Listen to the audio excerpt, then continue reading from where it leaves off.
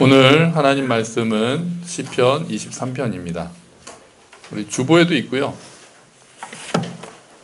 많이들 외우시기도 할 거고요.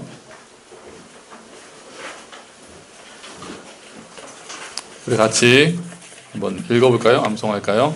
여호와는 나의 목자시니 내게 부족함이 없으리로다. 그가 나를 푸른 풀밭에 누이시며 쉴 만한 물가로 인도하시는도다. 내 영혼을 소생시키시고 자기 이름을 위하여 의의 길로 인도하시는도다. 내가 사망의 음침한 골짜기로 다닐지라도 해를 두려워하지 않을 것은 주께서 나와 함께 하심이라. 주의 지팡이와 막대기가 나를 안위하시나이다. 주께서 내 원수의 목전에서 내게 상을 차려주시고 기름을 내 머리에 부으셨으니 내 잔이 넘치나이다.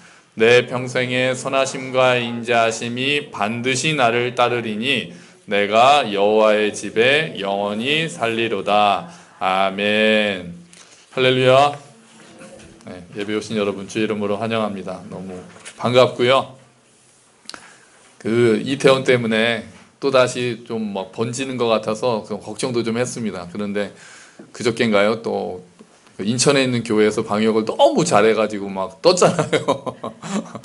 인천에서 뭐 이렇게 모범적인 방역을 교회 두 곳에서 거의 막 비닐장갑도 꼈더라고요. 그래가지고 굉장히 방역을 잘해서 더 이상 교회에선 번지지 않은 것이 얼마나 또 감사한지 모르겠습니다. 우리도 방역 나름 좀 잘 뛰어 앉아 계시잖아요. 마스크도 쓰고 계시고 우리도 잘해서 하나님 또 영광 가리지 않아야 되겠죠. 자, 오늘 우리 본문에 오늘 우리 5절 보려고 합니다. 오랜만에 다시 시편 23편으로 와서 5절을 보려고 하는데요. 우리 5절만 한번 같이 다시 한번 읽어볼까요? 주께서 내 원수의 목전에서 내게 상을 차려주시고 기름을 내 머리에 부으셨으니 내 잔이 넘치나이다. 아멘, 아멘. 개역 한글, 이 개정되기 전에는 주께서 내 원수의 목전에서 내게 상을 차려주시고가 아니었고요. 원래 상을 베푸시고로 돼 있었어요. 베푸시고, 상을 베푸시고. 그래서 저도 어릴 때 딱 이 말씀을 봤을 때 그 상이 이렇게 상장 줄 때 그 상인 줄 알았어요. 원수들이 있는데 나한테 참 잘했어요. 상 이렇게 딱 준다는 그런 말씀인 줄 알았는데 그게 그 상이 아니라 밥상이더라고요. 밥상. 그래서 개역 개정, 이게 새로 개정하면서 상을 차려주시고로 바꾼 거예요. 잘 바꿨죠. 상을 베푸시고 그러면 진짜 이렇게 상장을 베푸는 걸로 생각했을 텐데 그게 아니라 원수들이 있는 데서 밥을 차려주시고 아주 큰 잔치를 열어주시고 이제 그런 개념인 거죠. 자, 우리가 1절부터 4절까지 쭉 보았을 때 양과 목자의 관점에서 이 시편 23편을 썼기 때문에 다윗이 목자의 경험을 살려서 썼기 때문에 이 5절도 우리가 똑같이 양과 목자의 관점에서 볼 수가 있습니다. 양과 목자의 관점에서 본다면 먼저 상을 차려준다라는, 그러면 양들의 입장에서 상은 뭡니까? 밥상이 뭡니까? 푸른 풀밭이에요. 푸른 풀밭. 그러니까 양들의 입장에서 주께서 내게 상을 차려주신다는 것은 좋은 풀밭을 준비해 준다라는 의미죠.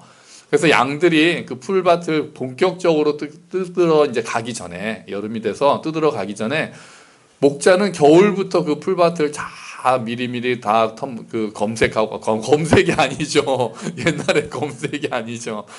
미리 가서 탐색하고 답사하고 하면서 준비를 하면서 수고를 많이 한답니다. 그래서 거기서 독초가 있으면 뽑기도 하고요. 정말 쉴 수 있는 시냇가가 있는가도 찾아보고요. 또 양들이 걸어가기에 좋은 길들이 있는가, 풀은 얼마나 어디가 잘 돼 있는가, 미리 거친 길을 겨울부터 가서 이번 여름이 돼서 양들을 데리고 올 때는 이런 여기로 와야 되겠구나라는 것을 이렇게 준비한다는 거예요. 그러니까 상을 차려준다는 것 자체가 아주 양들에게 좋은 상을 차려주기 위해서 목자가 많이 수고한다는 거죠. 중간중간에 양들이 탈진하지 않도록 소금을 뿌려두기도 하고요. 그럼 무기질 같은 것도 뿌려두기도 하고 많은 일들을 한다는 거예요. 여러분, 상을 차려준다는 게 이렇게 수고가 들어갑니다. 요즘 우리 자매님들 상을 차려주시느라고 수고가 많으시죠. 아이들 개학이 이렇게 늦어질 줄은 누가 알았으며, 그래서 하루 종일 아이들 하루에 3끼만 먹습니까? 양들은 그래도 메뉴는 하나잖아요. 그죠? 그냥 한 가지 메뉴로 그냥 계속 차려주면 되잖아요. 근데 우리 아이들은 메뉴도 한 가지가 아니잖아요. 간식까지 3끼, 4끼를 다 계속 먹여야 되니 상을 차려주시느라 고생이 많은 줄로 믿는 게 아니죠. 고생이 많은 줄로 압니다. 여러분, 우리 자녀 여러분 어떻게 해야 되겠습니까? 여러분, 오늘 가서 주는 대로 먹기. 뭐 또 이거예요 이런 말 하지 않기. 그래서 불평하지 말고 먹고 꼭 감사한 마음으로 먹으셔야 돼요. 자, 목자가 양을 위해서 풀을 이렇게 제공하는데요, 상을 차려주시고 양을 위해서 풀을 제공하는 데 있어서 오늘 본문에 보니까 원수의 목전에서 상을 차려준다라고 했어요. 그러면 양들의 입장에서는 원수가 뭐가 있겠습니까? 양들의 입장에서 원수는, 양들이 상을 차려준 것을 먹는 것을 방해하는 원수는 크게 두 가지라고 우리가 생각할 수 있겠습니다. 하나는요, 독초입니다. 독초. 그러니까 양들이 보통 독초가, 독버섯이 그냥 버섯보다 보통 어떻습니까? 화려하죠. 눈에 잘 띄게 해서. 그래서 독초들은 자기를 굉장히 화려하게 보이게 해서 자기를 먹도록 유도하는 게 독초들의 그런 모습입니다. 신기하죠. 마찬가지로 양들을 위험하게 하는 독초들이 많이 널려 있다는 거예요. 그게 막 하얗게 꽃을 피우기도 해가지고 관심이 가게 만든다고 하더라고요. 그래서 그걸 먹으면은 막 경련을 일으키기도 하고 배탈이 나기도 하고 심지어는 목숨을 잃기도 한다는 거죠. 우리 삶에도 우리를 유혹하는 것들이 많습니다. 우리를 유혹하는 것들은 보통 좋아 보이는 것들이죠. 사탄은 좋아 보이는 것들로 우리를 깹니다. 우리를 유혹하고 시험합니다. 사탄의 별명 중에, 큰 별명 중에 하나가 있습니다. 우리 주보에 보시면 데살로니가전서 3장 5절 말씀이 있는데요. 데살로니가전서 3장 5절 말씀 같이 읽어볼까요? 그러므로 내가 참다 못하여 여러분의 믿음을 알아보려고 그를 보냈습니다. 그것은 유혹하는 자가 여러분을 유혹하여 우리의 수고를 헛되게 하지 못하게 하려는 것이었습니다. 아멘. 사탄을 뭐라고 얘기합니까? 유혹하는 자라고 얘기합니다. 개역개정에서는 시험하는 자라고 되어 있는데요, 거기서 시험이 유혹의 모습입니다. 사탄이 에덴 동산에서 아담과 하와를 넘어뜨리기 위해서 사용했던 것도 유혹이었죠. 이걸 먹으면 하나님과 같아질 거다. 유혹하는 거예요. 그래서 결국 아담과 하와가 선악과를 따먹게 됐죠. 이처럼 사탄은 우리를 유혹해서 죄의 길로 들어서게 해서 하나님으로부터 멀어지게 하는 게 사탄의 궁극적인 목적입니다. 좋아 보이는 것들을 통해서 결과를 우리가 봐야 돼요. 하나님께서 주시는 선물하고 그 선물을, 그게 좋잖아요.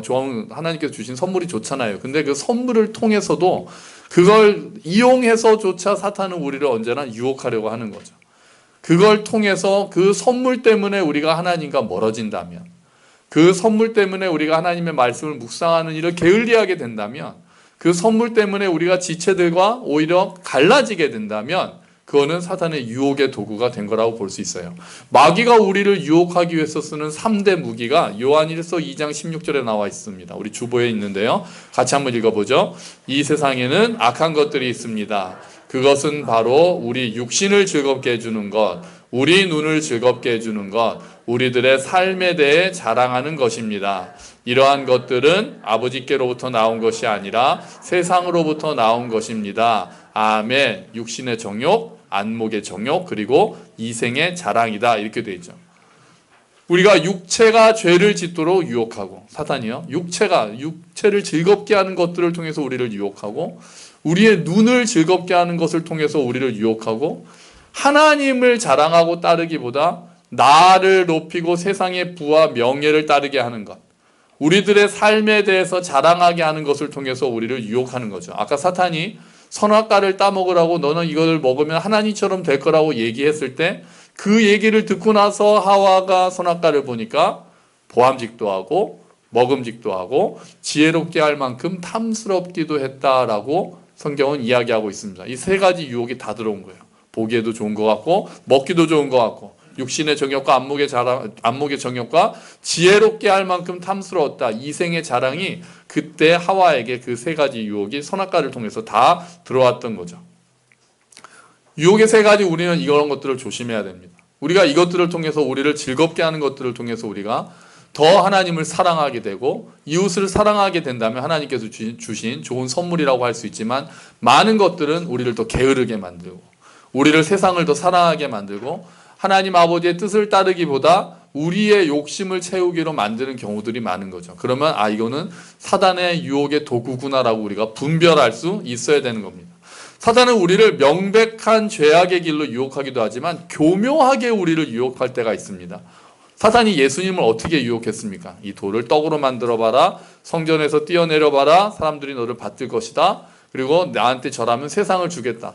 예수님께 대한 유혹도 세 가지 유혹이 같이 갔는데요. 예수님께 대한 유혹은 어떤 유혹이었냐면요. 결국 너가 십자가의 길을 걷지 말고 이것들을 다 이루어 봐라. 이룰 수 있지 않느냐. 기적을 통해서 사람들의 관심을 통해서 사명을 이루어 보라고 유혹을 한 거거든요. 그러니까 아예 죄의 길로 가는 것으로 유혹하기도 하지만 네가 너의 뜻을 이루기 위해서 세상의 방식으로 사용해 봐라. 하나님의 방식이 아닌 너의 방식, 세상의 방식으로 한번 이루어 보라고 우리를 유혹할 수가 있다는 거죠. 하나님의 아들임을 네가 기적을 통해서 증명해 봐라. 그걸 통해서 이루면 안 되지 않겠느냐라고 편한 길을 가라고 이야기를 하는 겁니다. 여러분, 우리는 그 유혹까지 분별할 수 있어야 됩니다. 이거는 확실히 죄야. 이걸 하면은 우리는 죄에 빠져라고 우리가 정확하게 분별할 수 있는 것들은 그나마 쉽지만 교묘하게 우리들을 이런 방법을 써서 좋으면 되는 거 아닌가? 뭐로 가도 서울만 가면 되는 거 아닌가? 이렇게 해도 결국은 하나님께 영광 돌리지 않는가? 이렇게 해서 잘 되면 하나님께 영광 돌릴 수 있지 않은가 하는데 그렇지 않다는 거죠. 우리를 향한 유혹은 방식을 통해 우리가 걸어야 되는 길은 방식을 통해서 하나님께 영광을 돌리는 길입니다.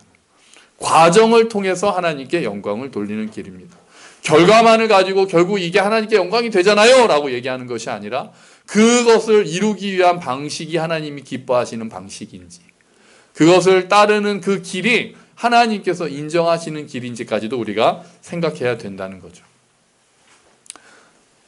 그래서 사탄은 유혹을 통해서 원수는 우리를 이제 우리를 걸려 넘어지게 하려고 하고요. 자, 양들의 입장에서 볼 때 또 하나의 원수는 뭐겠습니까? 맹수입니다. 맹수. 우리가 생각할 수 있듯이요. 맹수는 바위 가장자리에 앉아 있어서 양떼를 이렇게 살피고 있다가 기회가 오면은 팍 그냥 낚아챈다고 그러더라고요. 목자가 늘 깨어서 경계하지 않으면 많은 양들이 목숨을 잃을 것입니다. 그런데 선한 목자, 성실한 목자는 늘 깨어서 양들이 풀을 먹을 수 있도록 자신의 임무를 다하죠. 주의 막대기와 지팡이가 나를 안위하시나이다처럼 목자들은 막대기와 지팡이를 가지고 양들을 지켜냅니다. 지금도 사탄이 우는 사자처럼 우리를 두루 다니면서 우리를 삼키려고 하고 있다라고 합니다. 여러분, 양들이 그러면 안전해지려면 가장 좋은 방법이 뭐였습니까? 뭘까요? 양들이 안전해지려면요, 목자에게 붙어 있는 게 양들이 안전해지는 방법입니다. 우리도 마찬가지입니다. 우리들이 안전해질 수 있는 가장 좋은 방법은 예수 그리스도, 우리의 목자이신 예수 그리스도께 붙어 있어야 합니다. 하나님께 붙어 있다. 예수님께 붙어 있으면 우리는 뭘 해야 됩니까? 쉽습니다. 계속하기가 어려울 뿐이죠. 다 압니다. 우리가 첫 번째는 우리가 늘 생각하듯이 말씀 묵상을 게을리하지 않아야 합니다. 여러분, 아침마다 묵상하시는 거 쉽지 않으시죠? 통도 계속해서 읽으시는 거 쉽지 않으시죠? 꾸준히 하십시오. 말씀 묵상이 우리를 그리스도께 딱 붙어 있게 합니다. 우리에게 가장 주어지는 가장 큰 무기는 말씀밖에 없습니다. 그 말씀을 통해서 하나님의 뜻을 알아가고 그 말씀 한마디를 하고 그날 읽은 말씀 중에서 내게 와닿는 것을 이야기하는 그 말 한마디 한마디를 통해서 그 묵상 하나하나를 통해서 우리가 그리스도께 붙어 있을 수 있는 겁니다. 그리고 우리가 깨어서 기도하는 것 또한 하나님께 붙어 있는 방법입니다. 지금 우리가 모여서 기도하는 게 좀 어려운 시절이더라도 각자 있는 자리에서 아침에 일어나서 기도하고 저녁에 잠자기 전에 기도하고 말씀 읽을 때 기도하고 아이들을 위해서 기도해 주는 그 시간들이 우리로 하여금 하나님께 꼭 붙어 있게 만드는 시간들이죠. 그리고 또 하나는 교회에 붙어 있는 겁니다. 공동체에 붙어 있는 겁니다. 우리가 떨어져 있더라도 어떤 수를 써서라도 공동체에 붙어 있어야 합니다. 교회에 붙어 있지 않으면요, 사단의 시험에 넘어가기가 너무나도 좋습니다. 양들이 목자로부터 멀어지고 방황하고 있으면 딱 맹수의 밥이 되는 거거든요.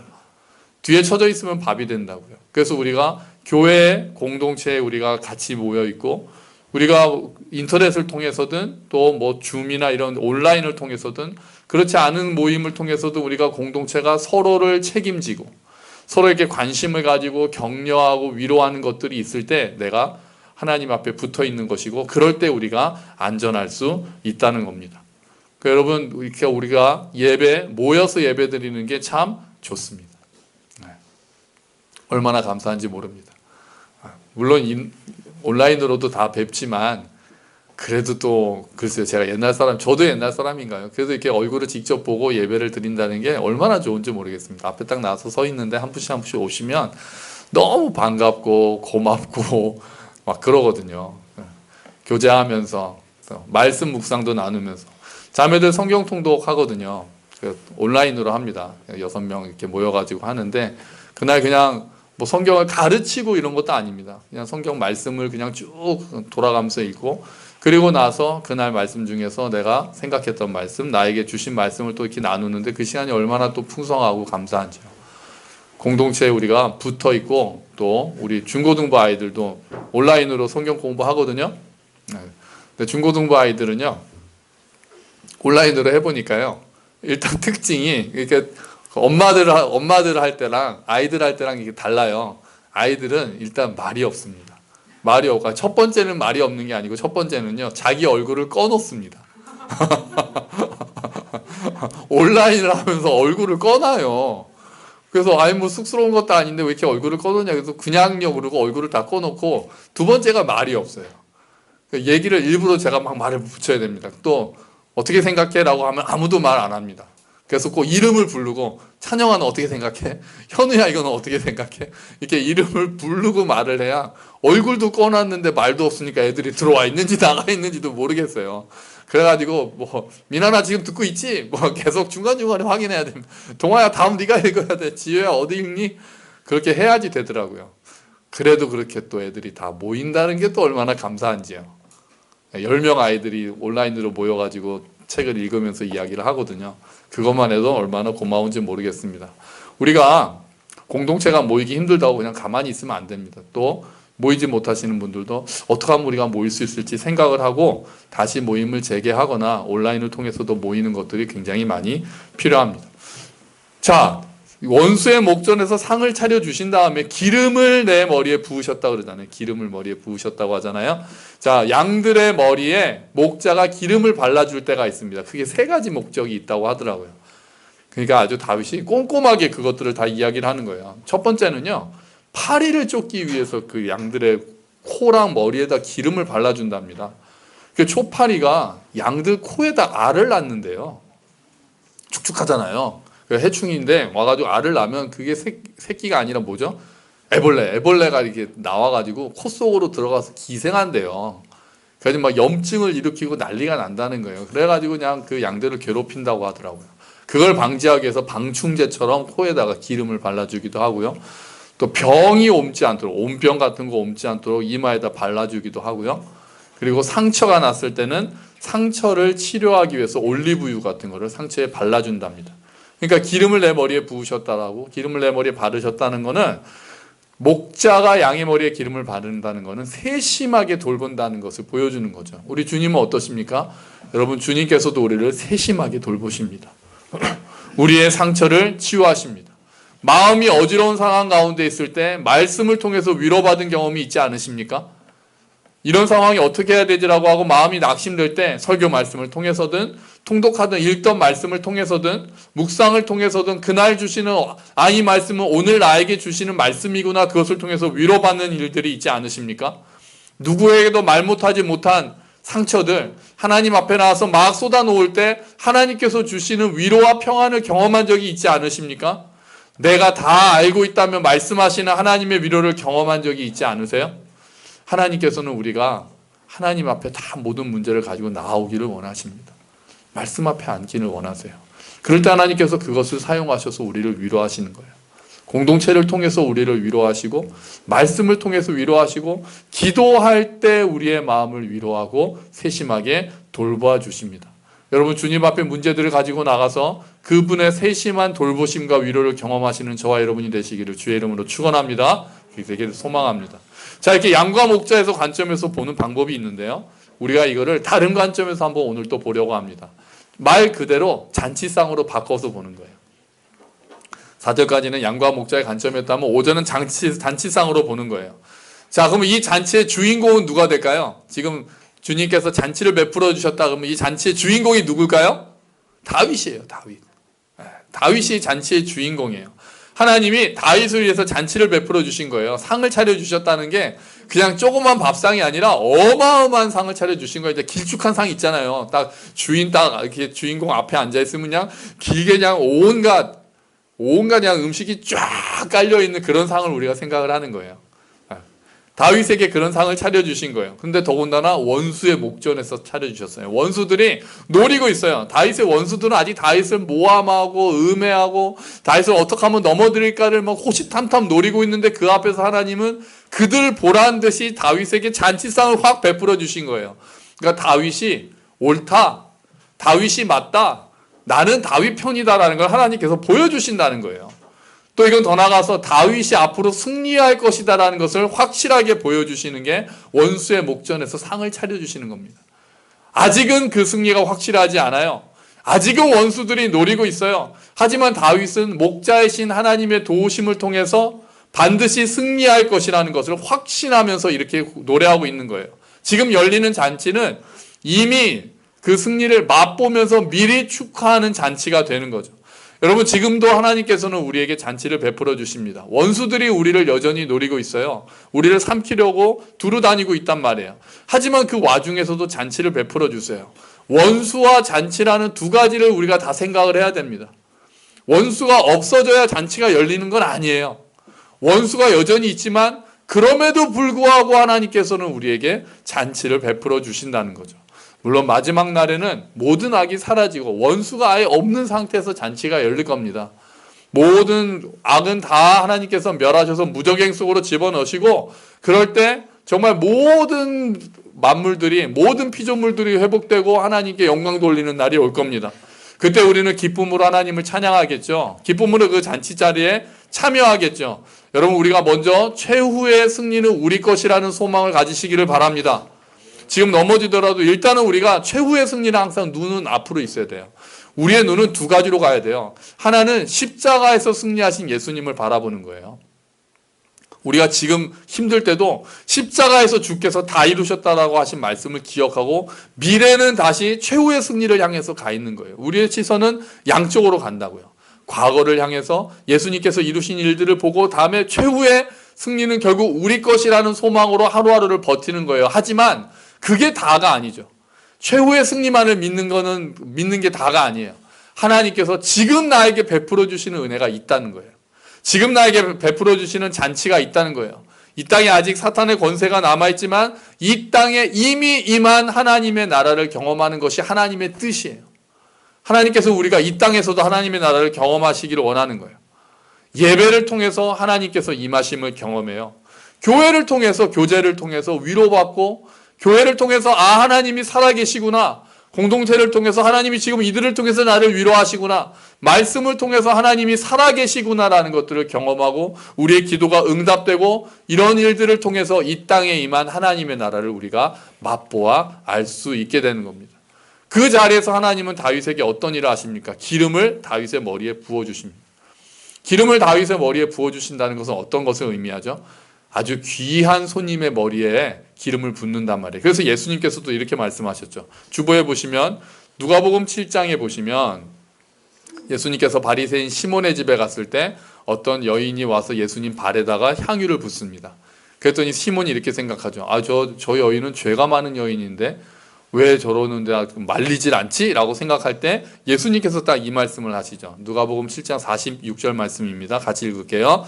너는 내 머리에 기름도 붓지 않았지만 이 여인은 향유를 내 발에 부었다. 아멘. 예수님께서 이 집에 들어오셨을 때 원래 귀한 손님에게는 머리에 기름을 딱 부어야 되는데 기름을 붓지도 않았다는 거죠. 근데 이 여인은 발에다가 향유를 부었다는 거예요. 그러니까 예수님 당시에도 귀한 손님이 오면 머리에다 기름을 붓는 일들이 있었다는 거죠.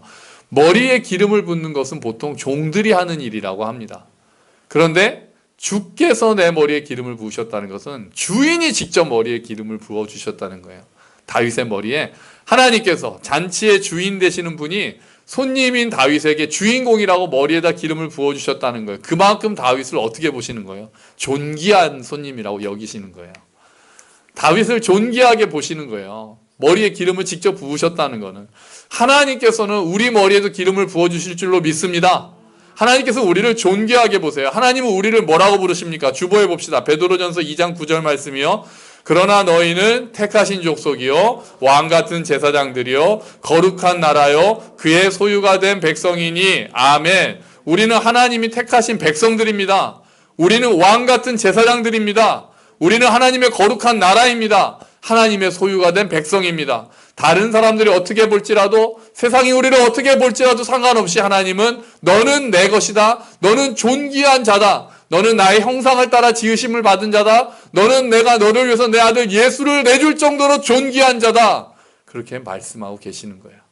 그게 우리 머리에 기름을 부어주시는 거예요. 그래서 우리는 자부심을 갖고 살 수 있는 거예요. 당당하게 살 수 있어요. 세상이 우리를 어떻게 하더라도 나는 하나님의 것이다. 하나님께서 내 머리에 기름을 부어주신다라고 우리가 믿고 당당하게 세상을 살아갈 수가 있는 겁니다. 자, 그래서 그렇게 하시니까 내 잔이 넘치나이다라고 고백합니다. 이 말씀이 시편 23편의 절정입니다. 내 잔이 넘치나이다. 넘치도록 부어주시는 주님, 할렐루야! 아멘. 하나님은 넘치도록 부어주시는 거예요. 잔이 넘친다는 것은 우리의 그릇에 비해서 하나님께서 부어주시는 은혜가 너무나도 넘친다는 거죠. 내가 한 일에 비해서 하나님이 베푸시는 게 너무나도 넘친다는 거죠. 너무 과분하다는 거죠. 하나님의 은혜의 특징이 이렇게 넘친다는 거예요. 다시 주보해 보시면 디모데전서 1장 4절 말씀 한번 같이 봅시다. 우리 주의 은혜가 그리스도 예수 안에 있는 믿음과 사랑과 함께 넘치도록 풍성하였도다. 아멘. 아멘. 하나님의 은혜가 넘치도록 풍성해졌다는 거, 풍성하다는 거예요. 사실 다윗은 아주 그냥 막내 목동에 불과했잖아요. 그런데 하나님께서 일방적으로 다윗을 선택하셔서 이스라엘이라는 이스라엘이라는 나라의 왕을 만드셨고 다윗의 일생에 정말 이스라엘이 가장 강대할 수 있도록 해주셨어요. 다윗이 이 시를 아마 많은 어려움이 지나고 나서 나중에 쓴 것 같거든요. 돌아보면서 야, 이렇게 여기까지 온 게 하나님의 크신 은혜구나. 내 잔이 넘친다라고밖에 고백할 수밖에 없었던 거예요. 여러분, 우리들은 어떻습니까? 여러분 이렇게 넘치십니까? 내 잔이 넘칩니다라고 하나님 앞에 고백하십니까? 사실은 아쉬움도 있죠. 돈도 좀 더 넘치면 좋겠고, 건강도 좀 넘치면 좋겠고, 관계의 복도 넘치면 좋겠고, 이런 마음이 모두 있을 겁니다. 사실 그렇죠. 하지만 지금도 이럴 때도 우리가 먼저 이미 받은 복을 기억하는 게 필요합니다. 제일 먼저 우리가 늘 생각해야 되는 복은 죄인인 나를 구원하셔서 하나님의 자녀 삼아주신 복. 죽을 수밖에 없었던 죄인이었던 나를 예수 그리스도께서 십자가에서 죽으시고 하나님의 자녀로 만들어주신 그 복, 그것만 해도 우리의 잔이 넘치나이다라고 고백할 수 있는 거예요. 우리가 아무것도 한 일이 없는데, 우리는 자격이 없는데, 우리는 공로가 없는데 하나님께서는 나를 자녀 삼아주셨구나. 예수님을 죽음에 내주시기까지 나를 자녀 삼아주셨구나라고 고백할 때, 그 사실을 기억할 때 내 잔이 넘칩니다라고 고백할 수 있는 거예요.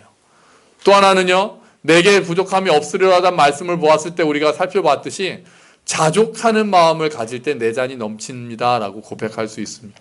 하나님께서 주신 것들을 우리가 조용히 한번 시간을 내서 찬찬히 돌아봅시다. 사랑하는 가족들이 있습니다. 일할 수 있는 건강과 직장이 있습니다. 함께 예배드릴 수 있는 교회 공동체가 있고, 우리의 자녀들, 우리가 함께 예배드릴 수 있는 지체들이 있습니다. 굶지 않고 지낼 수 있도록 베푸시는 일용할 양식들이 우리에게 주어집니다. 우리가 이런 것들을 생각할 때 우리가 조용히 하나님 앞에 고백하게 되는 거죠. 하나님, 내 잔이 넘칩니다.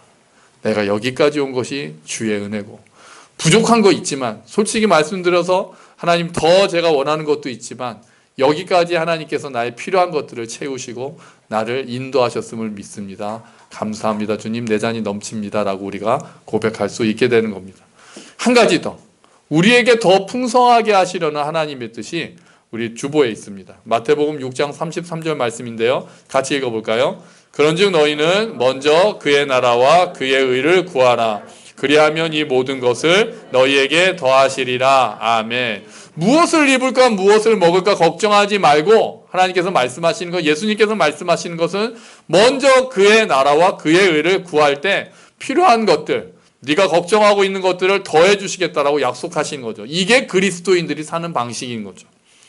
이미 받은 은혜를 감사함으로 누리고, 하나님의 나라와 하나님의 의를 위해서 살아갈 때 베풀어 주시는 하나님의 은혜를 경험하는 삶. 그렇게 할 때 하나님께서 때를 따라 돕는 은혜를 주시는 것들을 경험하는 삶이 그리스도인의 삶이 되는 거예요. 우리가 먼저 그의 나라와 그의 의를 구하면서 살려고 애를 쓰면 하나님께서 우리에게 주시는 것들이 이미 넘친다라고 고백하게 될 거예요.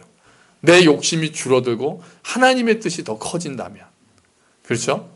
내가 막 바라는 것들보다 내가 하나님께서 무엇을 원하시는지, 하나님의 뜻이 무엇인지를 더 많이 생각하게 된다면 이미 베풀어 주신 그 은혜들, 그때그때 도우시는 은혜들을 통해서도 하나님께서 더해 주신다고 약속하셨으니까 내 잔이 넘칩니다라고 고백하면서 우리가 살아갈 수 있게 될 것입니다. 하나님께서는 어떤 분이십니까? 에베소서 3장 20절 주보에 우리 마지막에 있습니다. 같이 읽어볼게요. 우리 가운데서 일하시는 능력을 따라 우리가 구하거나 생각하는 것 이상으로 더욱 넘치게 주실 수 있는 분에게 아멘 영광이 있을지어다 라고 고백합니다. 우리가 구하거나 생각하는 것 이상으로 넘치게 주실 수 있는 분이심을 믿습니다. 우리의 잔이 소망으로 넘치게 되기를 축원합니다. 사랑으로 넘치게 되기를 축원합니다. 기쁨으로 넘치게 되기를 축원합니다. 더불어서 우리에게 필요한 것들로도 넘치게 되기를 축원합니다. 그래서 때를 따라 돕는 하나님의 은혜를 바라며 정말 그럴 때마다 여호와는 나의 목자시니라고 고백하고 주님 내 잔이 넘칩니다라고 고백하는 삶이 되시기를 정말 날마다 돌아보면서 특히 우리 인생의 마지막에서 우리의 삶을 돌아보면서 주님 내 잔이 넘치나이다 라고 고백하는 저와 여러분이 되시기를 주의 이름으로 축원합니다. 아멘. 우리 같이 기도하죠. 주님, 내 잔이 넘칩니다. 은혜 아니면 살 수 없는 우리들에게 은혜를 베풀어 주셔서 여기까지 오게 하셨습니다. 내 잔이 넘칩니다. 더 하나님의 나라와 의를 구하는 삶을 살게 해주시고 그래서 정말 넘친 하나님의 은혜를 더 많이 경험하는 삶이 되게 해 주시옵소서. 우리 함께 기도하겠습니다.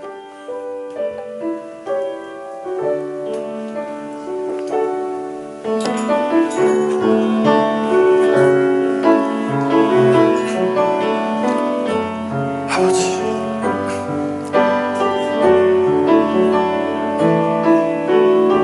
주여 내 잔이 넘칩니다. 주여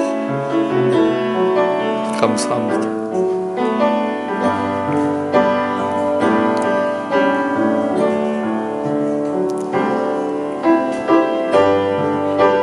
아버지 도와주시옵소서.